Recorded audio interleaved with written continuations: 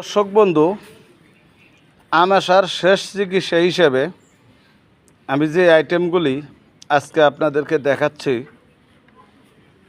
এখানে আছে জিকারের ছাল, বহেরা গাছের ছাল, অর্জুন গাছের ছাল, আর আরেকটি গাছ আমি আপনাদেরকে দেখাইছিলাম যে এই গাছটা হলো তেলাকুচার গাছ। তেলাকুচার এরকম মোটা গাছ লাগবে। তো এই আমাশার পিছনে আমি কয়েকটা ভিডিওতে বলছি যে এমনও মানুষ আছে লক্ষ লক্ষ টাকা ব্যয় করছেন, কিন্তু আমাশার কোনো প্রতিকার হয় নাই। নারী ঢিল যে রোগটা, এটার কোনো প্রতিকার হয় নাই। তার এখানে আমি কচি বেল নির্ধারিত করছি। আর হর্তকিটা আমি, যেহেতু হর্তকি গাছ আমি পাই নাই, তো হর্তকির গোটাটা আমি কিনে আনছি। এই যে দেখতে পারতেছেন, এই যে এগুলা আমি কালকে রাত্রে ভিজাইছি, এগুলাও পানি দিয়ে ভিজানো ছিল। তো এর সাথে আর দিব কচি কাঁচা বেল আর কাটা খুঁড়া গাছের শিকড় ব্যবহার করব। এটাই আমাশার আমার কাছে শেষ আইটেম। যদি এর উপরে আমার কাছে নাই, আমাশার 10টা আইটেম আমি জানি, 10টার মধ্যে এটা হলো লাস্ট আইটেম। এটার উপরে আমার কাছে নাই। এই চূড়ান্ত আইটেমের ফর্মুলাই আজকে আপনাদের সাথে রুবেল ভাই সম্পূর্ণ গোপনীয়তা প্রকাশ করে দিল। তা আপনারা যদি কেউ আমাশা রোগের জন্য শেষ চিকিৎসা হিসেবে যদি আপনারা কেউ খাইতে চান বানায়া, এর সাথে আরেকটা আইটেম ব্যবহার করবে, এটা হলো থানকুনি পাতা। তাহলে এখানে কয়টা আইটেম বললাম?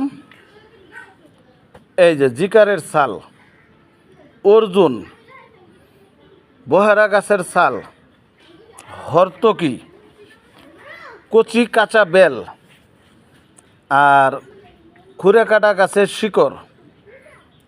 এখন আপনারা যদি বলেন, প্রশ্ন করেন যে ভাই কোনটা কতটুকু নিব, যদি আপনারা কেউ কাঁচা সেচে রস করে খাইতে পারেন, আমার তো এটা সালসা বানাই দিতে হবে। আর কারণ হলো এমন রোগে ভুক্তভোগী, তার ঘরে ডেকছি কিছুই নেই, মেসে খায়। তখন মেসে অন্য লোকেরে সম্ভব না তো কাঁচা তার কাছে এরকম হাম্বল দিস্তা দিয়া সেচে খাওয়া। কথাটা বুঝতে পারছেন? মানে আমার তো এটা সেচে সালসা রূপে বানাই দিতে হবে।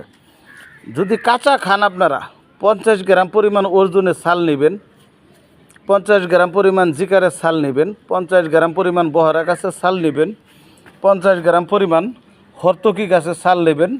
যদি হর্তকি গাছের ছাল সংগ্রহ না করতে পারেন, 3টা করে হর্তকি গোটা নেবেন, আর 1টা করে কাটা খৈরা গাছের শিকড়। এই কচি বেলটা আনো তো, আনো, একটা দাও। এইরকম কচি বেল লাগবে, কাঁচা 1 পিস হলেই যথেষ্ট। এইভাবে যদি কোনো ব্যক্তি মাত্র 7 দিন বানায় খাইতে পারেন, আমি রুবেল ভাই বলে দিলাম, আল্লাহর রহমত, আল্লাহ চাহিত আপনার আমাশা চিরতরে ভালো হবে। সেটা 10 বছরের পুরাতন হোক, 20 বছরের পুরাতনের হোক, আল্লাহ চাইলে ভালো হবেন। আর আল্লাহ না চাইলে একেবারে যদি মদিনা শরীফ থেকেও কিছু আইনে দেই, আল্লাহ না চাইলে মক্কা শরীফ থেকেও কিছু আইনে দেই, আল্লাহ না চাইলে ভালো হবেন না। এটা আমার সর্বশেষ এবং চূড়ান্ত আইটেম আমাশা রোগীদের জন্যে। তো এখানেই রাখলাম। যদি কেউ গুরুত্বপূর্ণ মনে করেন, তাহলে একটু শেয়ার লাইক করে দিবেন, যেন মানুষ তার উপকারটা নিতে পারে। আপনার উসিলা একটা সেবার কাজ করলেন, একটা শেয়ার, একটা লাইক করলেন, অন্য কারো যদি সমস্যা থাকে, সে যদি বানায় খায়, উপকার পায়, তার রুহ হইলেও দোয়া করব। তো এই কথাটাই বললাম, এখানেই শেষ করলাম। আল্লাহ হাফেজ।